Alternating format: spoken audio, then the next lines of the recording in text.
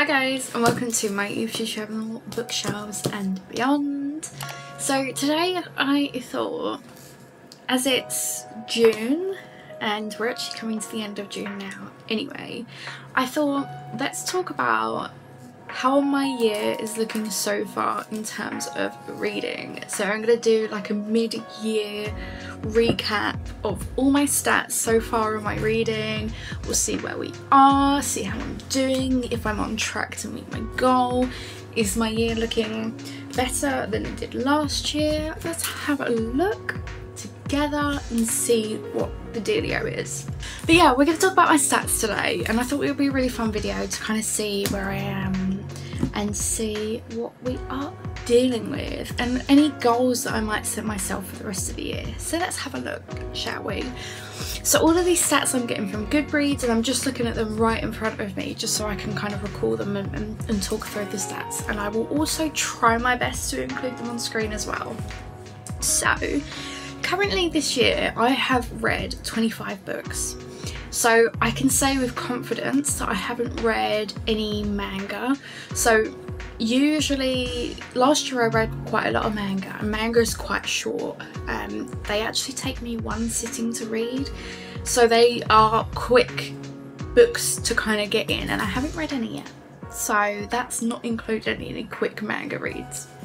So 25 books so far, which is quite interesting. And out of those 25, I've got 1 star, I've got 5 2 stars, I've got 5 3 stars, I've got 11 4 stars, and I've got 3 5-star books this year.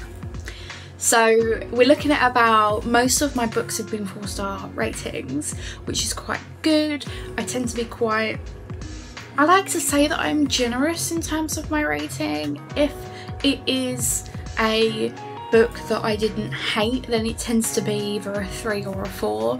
And yeah, I like to think I'm quite generous with my ratings, so we've got that as well.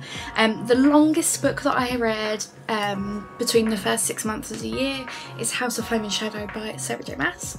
That book was 835 pages long. I actually ended up listening to most of that, so I was listening to it while reading the book physically, and it was actually quite a good way of getting through the book. And my shortest book so far that I've read is actually a book by Roxy Ray, which is called Taken by the Vampire King. I believe that is the second book in the series, however, I'm not too sure, but it's a 3-part series anyway. So that is an overview of what we're currently dealing with this year. So it's quite exciting stuff. So I'm going to run through, first of all the books that I've rated those different stars. So I mentioned that I'm going to go from top to bottom so that we do the 1 star last. So my 3 5-star books that I've read so far in this year is The Hating Game by Sally Thorne. I really enjoyed that book. Would not recommend the movie. I sadly read that afterwards and it's kind of ruined it a bit, but fabulous book. So The Hating Game by Sally Thorne. The other another 5-star for me is a autobiography by Gavin Clifton. He is an author who primarily does children's novels, and he has done an autobiography called Cerebral Palsy and Me. I read that a couple of months ago, I can't remember, perhaps April I'm thinking. Bought it from Amazon, and it was a lovely autobiography about him growing up with cerebral palsy and numerous other things as well, and kind of struggling to find himself, struggling to get through life, and where he is now and how happy he is now, and obviously being able to be an author, which is his dream job and all that sort of thing. So that was lovely, and I gave that 5 stars. I tend to rate autobiographies and those sorts of things differently anyway, because they are different sort of reading. Because it's real life, I think I kind of have to give them 5 stars anyway, because it's judging someone's life essentially. I mean, if the writing was bad, then that's maybe what I would rate it on, but it was fantastic in this book and I really enjoyed it. And the last 5-star of so far in this year was All Your Perfects by Colleen Hoover, and if you follow me on Instagram you would have seen my post that I did about it. All Your Perfects by Colleen Hoover is my favourite book by Colleen Hoover. I actually made this meme that I popped on my Instagram, which I will include here for you all to see, but it's a fantastic book and I definitely recommend that for anyone who either likes Colleen Hoover, who wants to start reading Colleen Hoover. That book is a fantastic book and I wish I could read it for the first time again, if I'm completely honest with you. So I would definitely recommend people to read that one. Going on to our 4 stars now. There's quite a few 4 stars, there's about 11 there, so I'll whiz through these because otherwise we will be here forever. So sorry if this is a long video. But first 4-star of the year was Halo, The Fall of Reach. I don't know if you guys remember my video from January. I read this book, I think it was the 2nd book that I read in 2024. Amazing book, fantastic book. I loved this so much and I am an avid gamer. I love video games. I've got the whole shebang, game chair, you know, the whole lot. I love it. And I grew up as a PlayStation fan and I loved PlayStation games and all that sort of thing, and I have now been converted to Xbox, so it was a rite of passage to kind of learn Halo and the lore and all that sort of thing. That book was fantastic and it was great written as well. That was by Eric S. Nyland. He has written a lot of the other Halo books as well, but there are a couple of other writers that have written some of the other Halo books as well. It's not the same author that has written the whole series, if that makes sense. Next 4-star is a great book by Katie Robert, and it's Electric Idol, which is the 2nd book in the Dark Olympus series. Really good, really spicy. Definitely recommend that if you love spice. Next book is The Bonesmith by Nikki Powell-Preto. I got this in, now correct me if I'm wrong, but I think it was Fairy Loot last year, and this book was fantastic.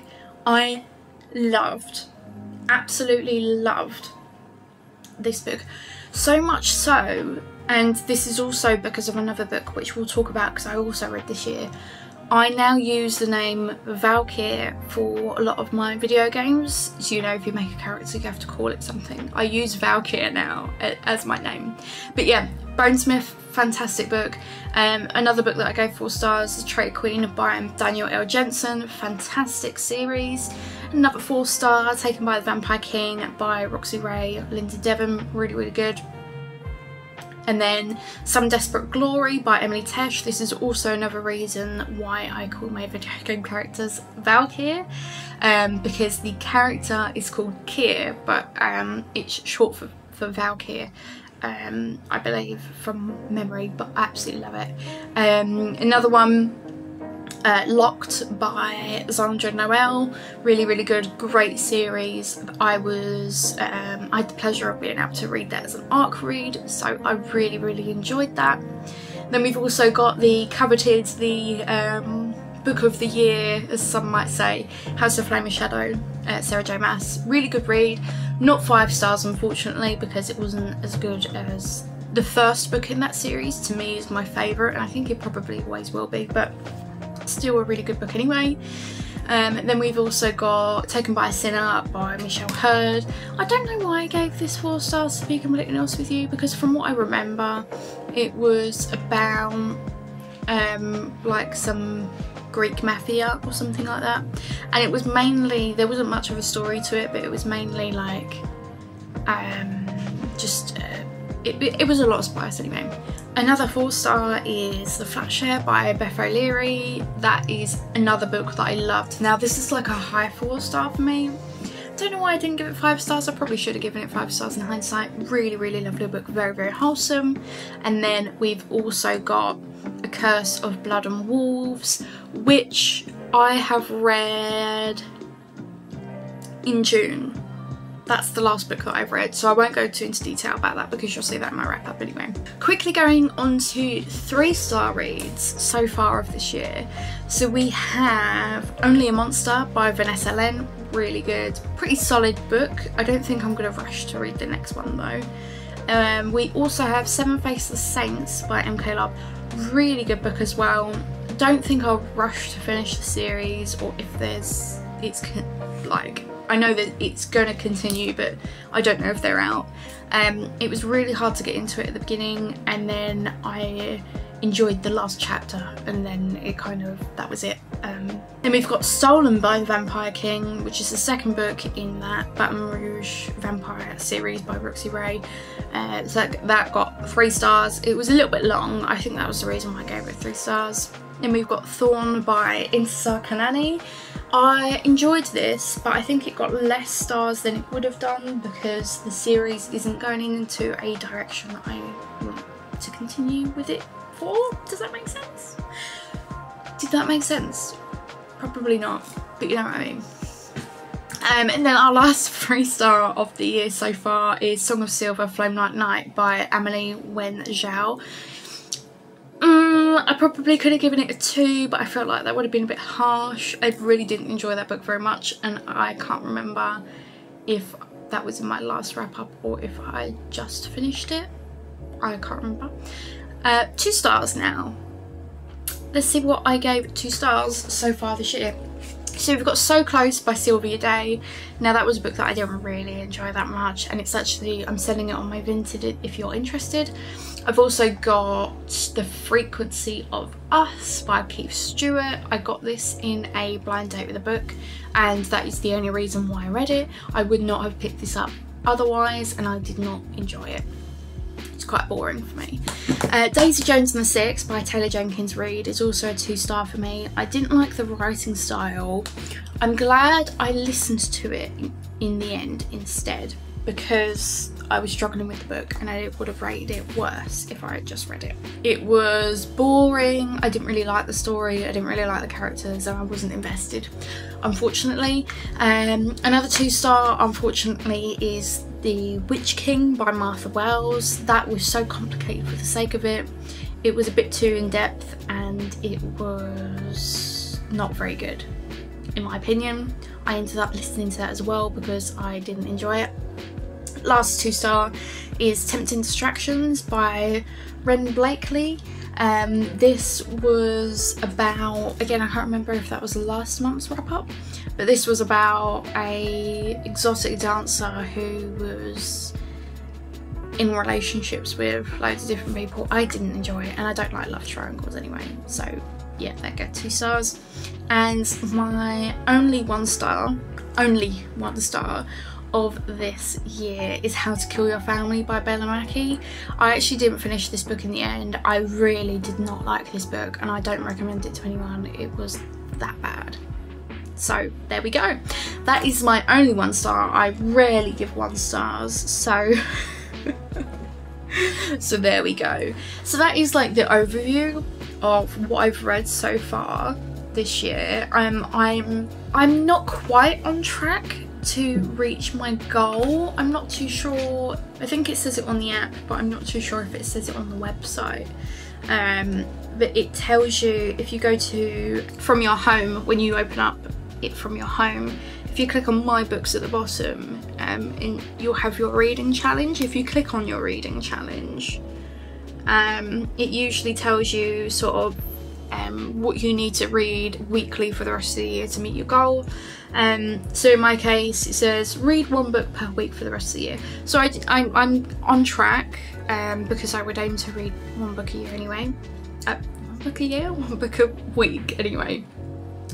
I'm wanting to read 52 books this year, so that is 1 for every week. So that is my goal. I read 64 books last year, but I'm not 100% on that number. I only started recording my reads last, I think it was March 2023, and I read quite a lot of books by that point, not just in 2023 already, but 2022, 2021 and years prior. So I put in books that I might have read previous years in 2023, so I'm not quite 100% sure on that number, if I'm completely honest. So we're gonna allow some wiggle room for that. But if I could read more than last year, then I will be pleasantly surprised. My shortest book of last year was actually a very, very short, sweet Christmas short small town story that was only like 54 pages. But my longest book from last year was also Sarah J Maas. That was House of Earth and Blood. So that's funny to me. Another really interesting stat is how many pages I've read so far this year, which is really cool. Now, because I am using Goodreads for this, it can be a bit hit and miss. Sometimes the page counts for books aren't actually entered into their thing on Goodreads. I don't know what to call it, but you know what I mean. So sometimes they might not be included, or their pages aren't calculated quite correctly. But I have apparently read 9,533 pages this year, which is quite good. That is way less than what I read last year, but again, I'm not going to focus on those stats from early last year too much because I only started recording sort of earlier on. I am really happy with where I am so far. I've been very busy this year, as you guys know, and I am obviously looking forward to improving these stats. This time last year I was reading quite a lot. I was reading like 10-11 books a month, which is, I look at that now and I think that's impossible. So I'll never be back to that point again. But being really busy these days and that sort of thing, I can't really read as much. My best reading month so far of this year is January. I actually read 7 books in January, which is really good.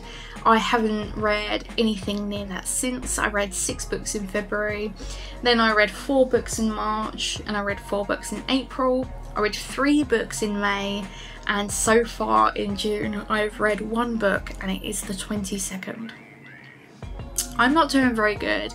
I've just been so busy, and with the engagement, and my partner's just got a new car as well, and work's very busy this time of year. It's just a lot of things are piling on top of each other. So trying to juggle all of those things, all of the adulting in with it as well, and my social life, it's quite difficult. So reading has really taken a backseat in my life at the minute, and it's sad because reading for me has always been a gateway to another world. It's always been, you know, being able to get lost in my imagination has always been really wonderful for me, and it's been, you know, so enjoying. I don't know what the right words are for this, but I love it, basically. That's what I'm saying. I love being able to get lost in a book and get lost in that world and get to a point where, you know, I love the characters. I know them like the back of my hand, you know, I want to be best friends with these characters. So hopefully I get to read more. That will be my goal for the rest of the year, is reading more. I also want to actually get some summer reads in. I want to read something summery because we are finally just about getting our sunshine in the UK now. It's still not where it should be, but it's getting warmer now in the UK. So I want to get some feel-good summer beach reads in. Not that I'd be sitting on the beach while reading them, but reading about beaches. So that is it. That's how well I'm doing. I hope you guys really enjoyed this video, and I hope you guys enjoyed just hearing me chat non-stop for 20 odd minutes. I hope it was okay. I hope it wasn't boring, and I hope you found some interest in the statistical side of reading. I really enjoyed being able to...